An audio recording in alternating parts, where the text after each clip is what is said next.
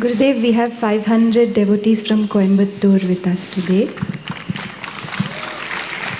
Gurudev, Sivaperuman புட்டுக்கு மண் சுமந்தார், சுந்தரருக்கு பெண் பார்க்க தூது சென்றார் என்றெல்லாம் மதுரையில் மட்டுமே 64 திருவிளையாடல்களின் வர்ணனை இருக்கிறது.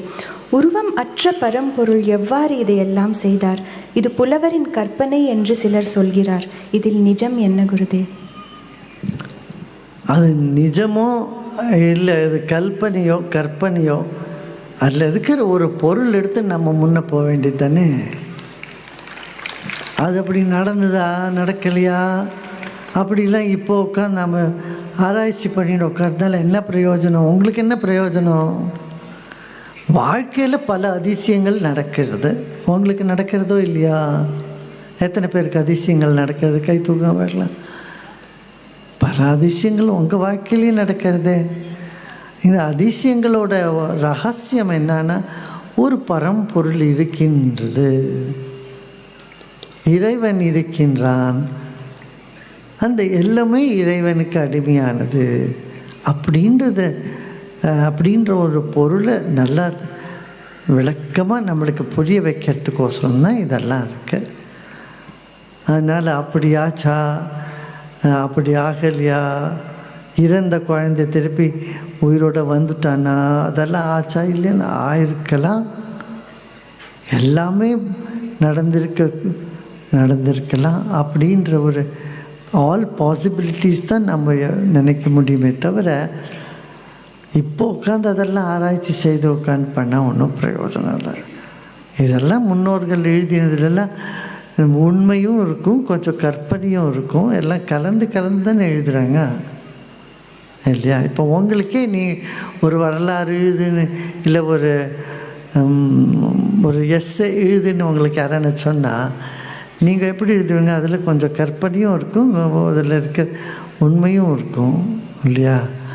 அதனால் நாம் இந்த 63 பேர் நாயன்மார்கள் இருந்தார்கள், ஆழ்வார்களும் இருந்தார்கள்.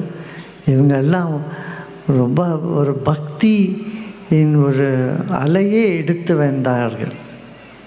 தமிழ்நாட்டில் ஒரு பெரிய பக்தியின் அலையே எழுந்திருந்தது அப்போ.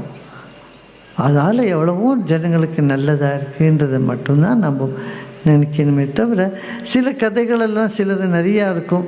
என்ன இறைவனுக்கு வழக்கேற்றுறதுக்கோசரம் அவள் வலையெல்லாம் வீத்துட்டா, எல்லாமே வீத்துட்டு வழக்கேற்றணும்னு நினச்சிருந்தா, அதெல்லாம் இறைவனுக்கு ஜோதி ரூபம், அவனுக்கு வழக்கேற்றி எங்கே காமிக்கணும்? அதுக்கோசரம் கையை வெட்டின்றார், எதை பண்ணிட்டார் கதையில் பல விதமான கதையெல்லாம் வருது.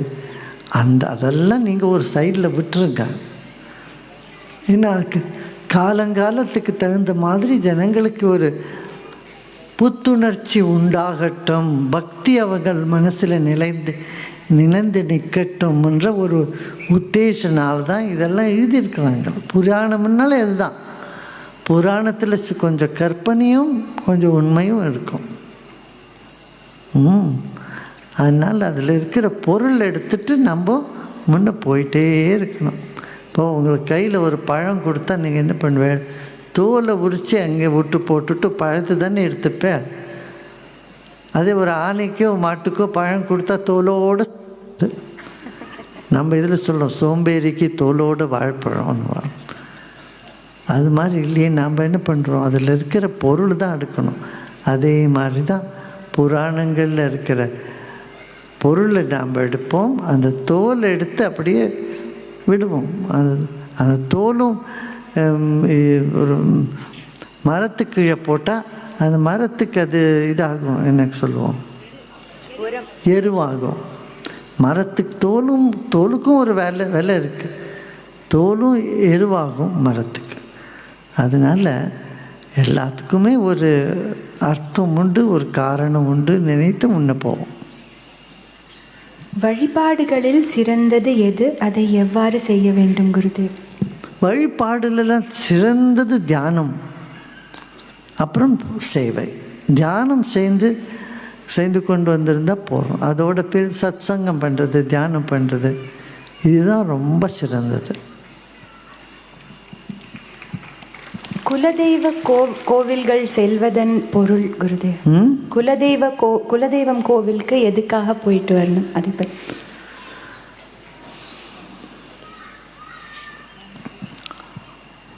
ஒரு ஊருக்கு ஒரு கோவில்னு இருக்கும், ஊருக்கு ஒரு தேவதை, அதே மாதிரி குலத்துக்கும் ஒரு தேவதை. அப்புறம் இஷ்ட தேவதைன்னு நம்மளுக்கு ரொம்ப பிடிச்சது யாருக்கு எந்த கடவுளை பேரை வச்சா ரொம்ப மனத்தில் ஒரு ஆனந்தமும் இன்பும் அன்பும் உண்டாகிறதோ அது இஷ்ட தேவதைன்னும்.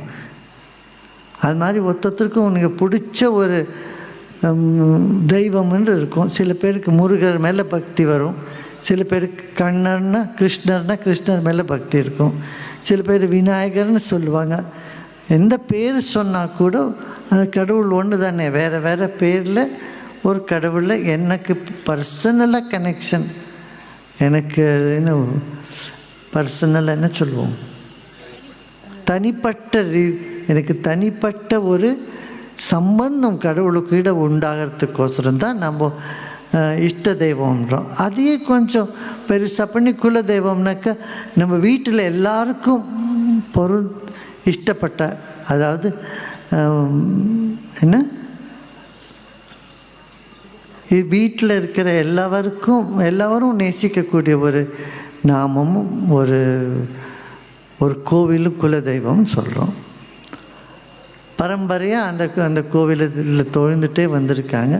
அதனால அது குலதெய்வம். வீட்டில் இருக்கிறவங்க எல்லாருக்கும் அந்த குலத்தில் சம்பந்திகள் தாயாதி பங்காளி எல்லாருக்கும் சேர்ந்து அது ஒரு குலதெய்வம்ன்றோம். அதே மாதிரி கிராம தேவதை, ஒரு கிராமத்தில் இருக்கிறவங்களுக்கெல்லாம் ஒரு தேவதை இருக்குது.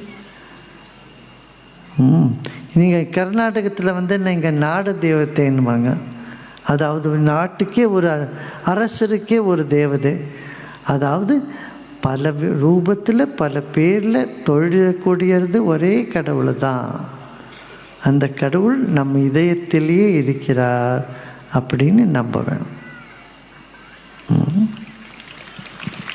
குருதேவ், கடமையை செய்து பலனை எதிர்பார்க்காதே என்பதன் பொருளை விளக்கவும்.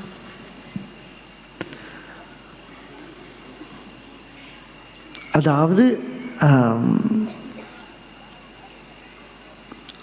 நம்ம செய்யக்கூடிய செயலுக்கு பலன் பற்றியே நினச்சிட்டு இருந்தோமானா செய்யக்கூடிய செயலில் உங்களுக்கு மனம் இருக்காது. அதனால